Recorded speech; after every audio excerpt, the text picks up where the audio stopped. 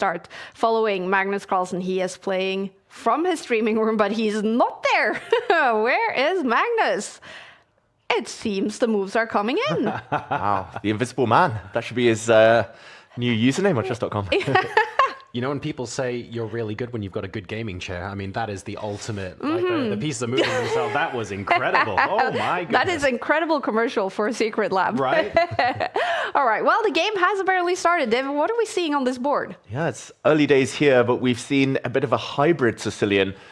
Here, Magnus Carlsen with black. He's gone for what I'm going to call the Dragodorf. It's a mixture between the Sicilian Dragon and the Sicilian Najdorf. Two very distinct variations. Black has fianchettoed his bishop. White has gone for the open variation. So nice open center, quick early exchange of pawns. But so far looking very balanced. Eval bar even says slightly better for Magnus because he's got his pieces on nice squares and white is a bit congested in the center. And then typical themes here, David. Like we've got the queen coming up to d2 now. So I feel like it's a matter of time before that dark squared bishop slides up to h6. Already has done. Black counterattacking on the queen side. The chances of this game being a draw, a little bit lower than usual. Fully agree. Still early days, but Magnus is the master of these types of middle games. With white, with black, he loves this pawn structure. Patryk Rekuc is his opponent here with the white pieces playing for Poland. We know Poland in third place on the country standings in split one. He's only 16 years old, a FIDE master with a FIDE rating of 2292. But on chess.com, he is well above 2600 in online blitz chess, calling himself Batman 1, 2, 3, 4, 5, 6. The Batman is up against Magnus Carlsen in round one, and he's better on the bar.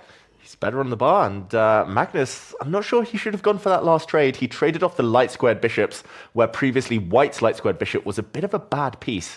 Magnus now, at least according to the bar, slightly worse due to this white knight that's going to land in the center, putting serious pressure against the base of black's pawn chain. This pawn in the center here, defended, but soon the white queen might lift herself up. At some point, the white pawns might start pushing forward. The black king is all on its own on that right half of the board. I smell danger here.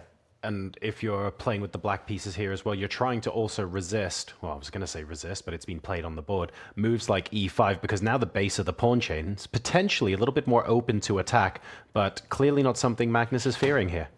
Yeah, not fearing. He's not the type of player who'll ever really back down. Magnus even sat in the studio last week and said the only time he ever loses is because he neglects his king safety. So he's very aware of his maybe slight weakness, at least relative for such an incredible player. But he's taking big, big chances here. He's allowing the white queen to step up a couple of squares, give a nasty check if desired.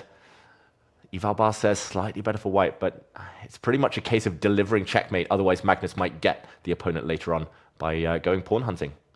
This is round one in Title Tuesday Game Week 8. Every single game week consists of 11 rounds, and the time control, 5 minutes for each player, no increment.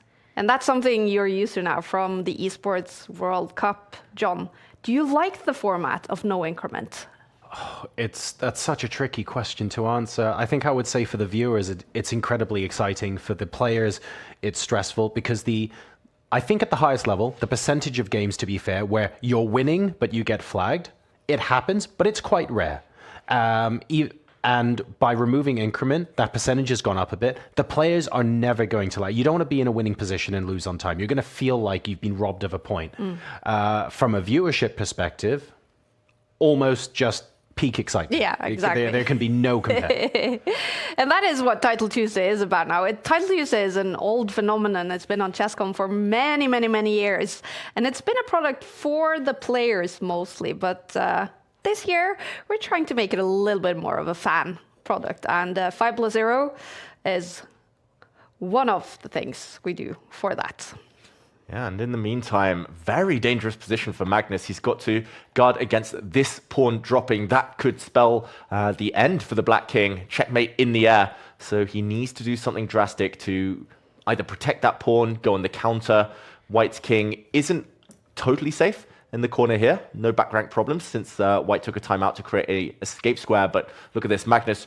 Look, he's trying to give up a rook here, but he's staring down at this white rook with his queen. So if there are a bunch of captures, if white takes both the black rooks off the board, we would find ourselves in a queen endgame. something Magnus is fantastic at, although objectively it looks like this should be heading towards a draw. It's been fantastic play so far by his young opponent.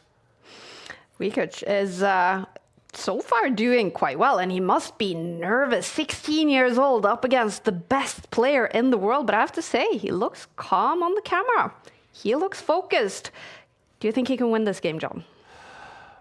I think it's very difficult for Magnus to create a game-losing mistake here, but I feel like potentially being able to hold him to a draw is certainly something Rekuc can do. The thing I'm most worried about is the fact that he's about to go almost a minute down on the clock. 2 minutes 42 plays a minute 50 when there's no increment is fairly big, especially when queens are still on the board. Exactly, that's the one thing that could trip him up. And a bit of a grimace there by Rekuc as he makes a mistake, apparently. Magnus suddenly much better. That is because White's king suddenly becomes the weaker of the two. White's king only has 2 pawns for shelter, as the black king has 3. Some checks in the air now. The black rook heading down to the bottom rank can be blocked by the white rook, but this has not been a step in the right direction. Magnus is about to win a pawn, and he's going to get fantastic chances to grind this out, especially with that clock advantage that John mentioned. Yeah, and now when you're also a pawn down, the way Magnus is able to, let's be honest, he finds a way to get blood out of a stone, Magnus. So if he's also got a pawn on the board, there has to be a fairly substantial mistake now for Rekuc to find a foothold in this game. There's a difference between holding on for a draw and then just avoiding the loss. And right now, I think you can almost see that mindset shift. We do have a huge upset in round 1. Hikaru Nakamura has lost in round 1 to, well, it is an international master from Russia. Maxim Shekashikin has beat Hikaru Nakamura in round 1. So a bad start for Hikaru here. And that's a online blitz, admittedly, but that's a rating difference of something like 500-600 points. That is a huge upset. I don't think we can understate that. Yeah, it was just a 1-move blunder from Hikaru. Rare to see him lose with white in 28 moves. And maybe we'll see a reaction later. Maybe we'll see Hikaru do the Swiss gambit, lose round 1, win the rest, and storm back. In the meantime, Magnus is on the brink of winning here. He's won a second pawn. His opponent's down under the 1-minute mark. It's going to be the A pawn later that decides this game. He's going to sidetrack the white queen. All he needs to do is avoid a perpetual check. You don't necessarily want to calculate ideas like the white queen coming in behind, causing your king some problems. So still some work, but Magnus, he's going to slowly walk his king out into the center, where actually, counterintuitively, it might feel safest. He gives some checks, getting closer to the white king now. He's going to try and take the final white pawn with a check. It's looking very close to that victory.